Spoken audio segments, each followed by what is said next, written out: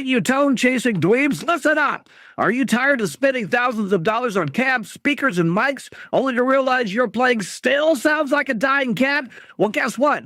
IRs are here to save your ass! But Glim, my tone is already perfect. No, it's not! But today I'm going to show you how to get a kick-ass guitar tone using impulse responses, even if your amp is a flaming pile of garbage!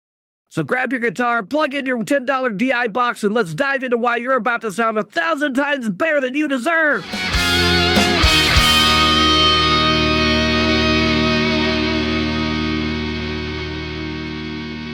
Hello, it's Ubi, and I'm back for another video talking about how to get a good tone for free, or nearly free, with your digital rig. Now, a big shout out to the Canadian blowhard out there at Spectre Sound Studios. That would be Glenn Fricker, who hopefully isn't going to get too offended by the opening.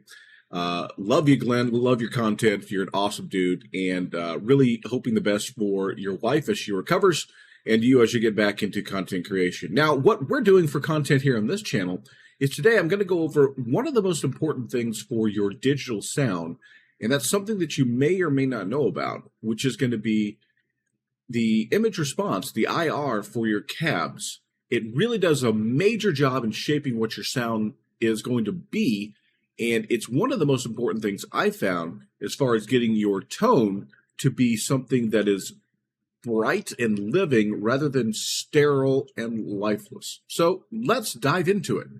Okay, so here we are with Cannibal Light, which is my container of choice.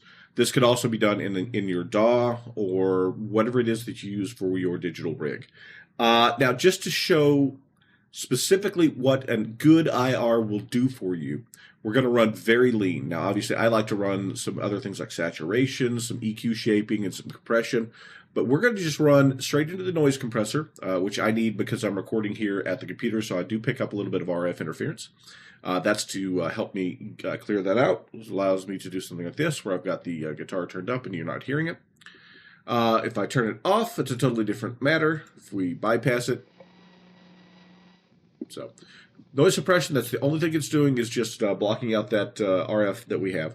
And then THU. THU happens to be my amp and cab sim of choice. I happen to have gotten a version of the THU Essentials when they were offering it for free. If you don't have that, this particular type of setup will also work with AmpliTube, even AmpliTube 5 CS, but we have to do a little bit more for that, and I'll show you how to do that a little bit later in the video. But what I want to show you here is what we've got loaded is the hair metal setting from THU Essentials. It's actually not a bad setting out of the box. It's got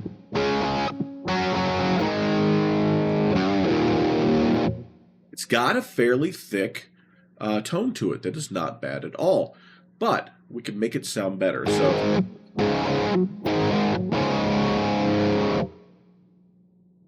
it's kind of not a bad simulation of a 4x12 cabinet for the amp that we have here, which is a JCM 800. Now, the only issue I have with this is that their stock IRs sound a little weak to me, and it doesn't have all the harmonics that I would expect to come out of it. So what I do is I have gone out and found some really good free IRs. Specifically, Glenn Fricker, that Canadian blowhard, has several times offered free IRs on his channel as giveaways. And one of them was a really good, from back in 2022, a really good IR for a V30 cab. And I actually like to use that one. So we've got a much more nuanced and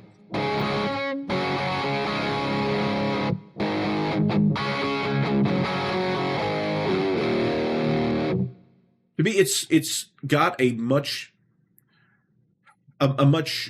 more resonant sound to it. It's just got to me, it's a fuller sound that's got a lot more articulation in it. It's thick and articulate, which again, you could describe me. So that just in and of itself has already made our sound so much more like, so much more live-like, so much more living, a lot less sterile that you normally get with a digital sound. And what I'll do is I will go ahead and put the sounds of the two back to back. We'll do A/B testing here so you can hear the difference between the two sounds.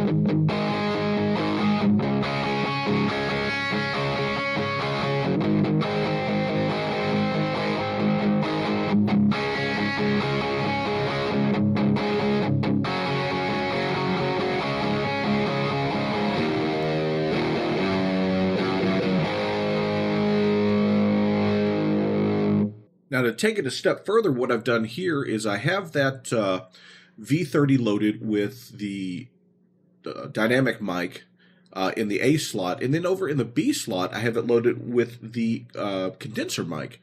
And I've got the condenser mic turned down just a little bit from the dynamic mic, and then I've panned the two of them left and right to give it a little extra stereo effect to kind of even thicken the sound up even more. So we now come up with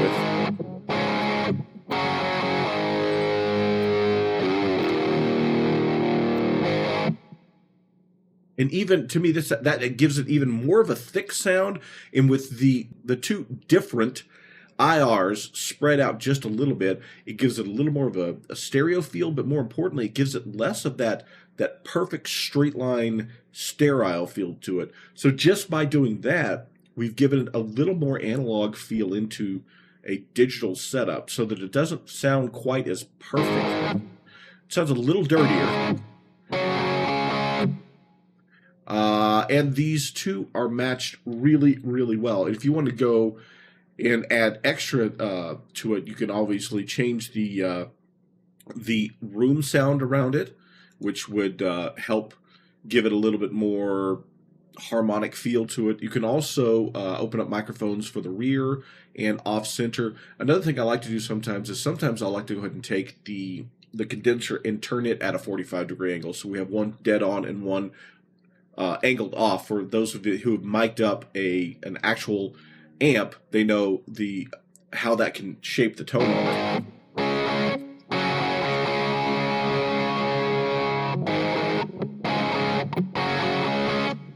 Very subtle, since that particular mic is down to be a bit softer, so it's not in the mix as much.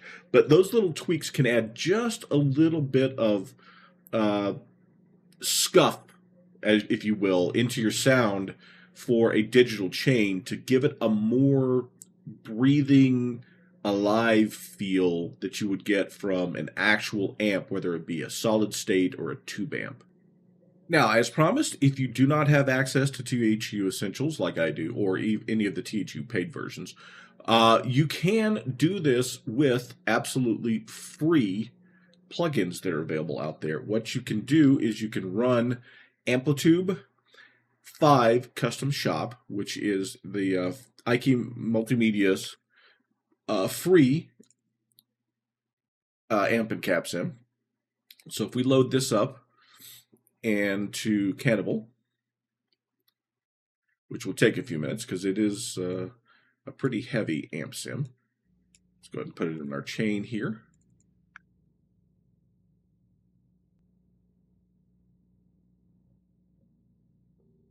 So this is our default sim that starts.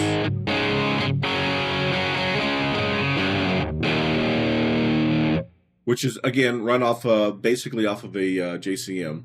And this particular one is set pretty similar.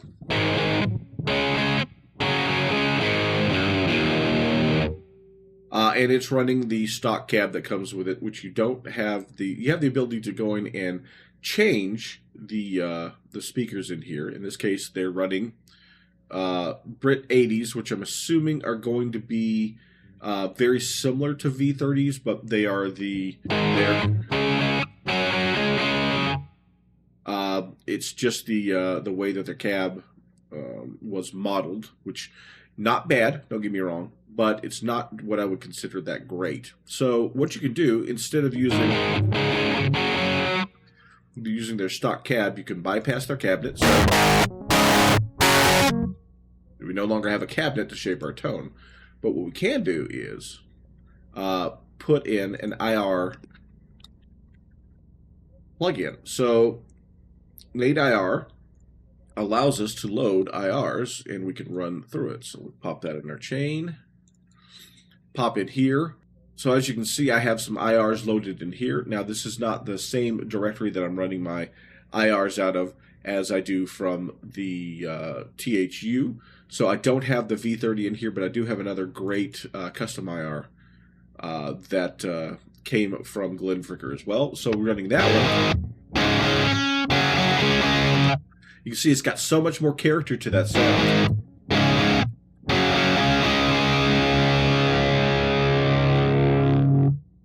Do a little fast A/B test to show it.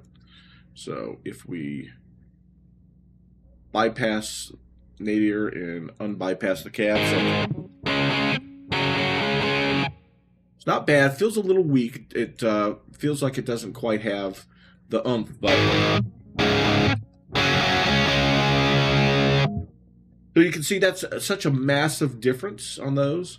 Now, as you see, I've got the balance fully on this one, which means that whatever's loaded over here doesn't make a difference. But you can do the same type of a trick that we did with the other.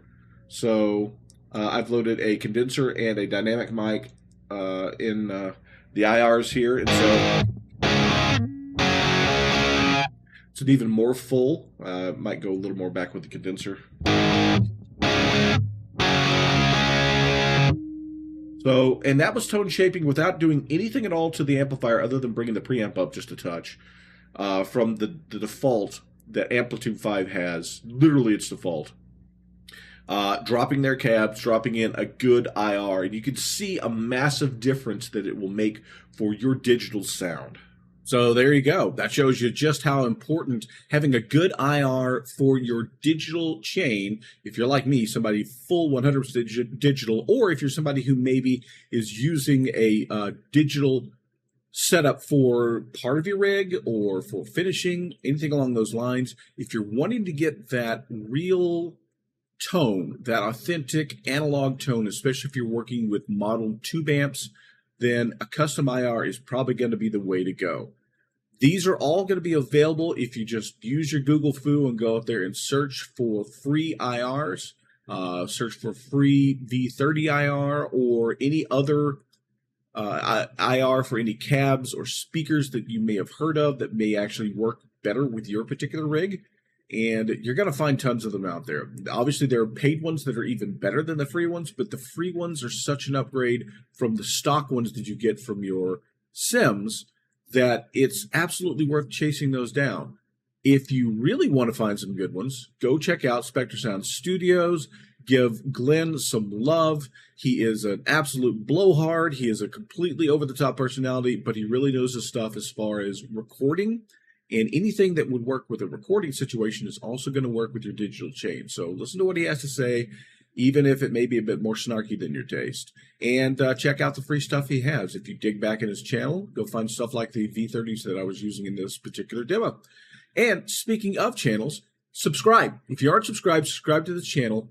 Give me a like down below and comment what you think about the differences between the tones there, any other tips and tricks you may have for these, or your own experiences. Or if you have questions about it, pop them in the comments and I'll reply to them. But that's all there is to it. We'll see you next time.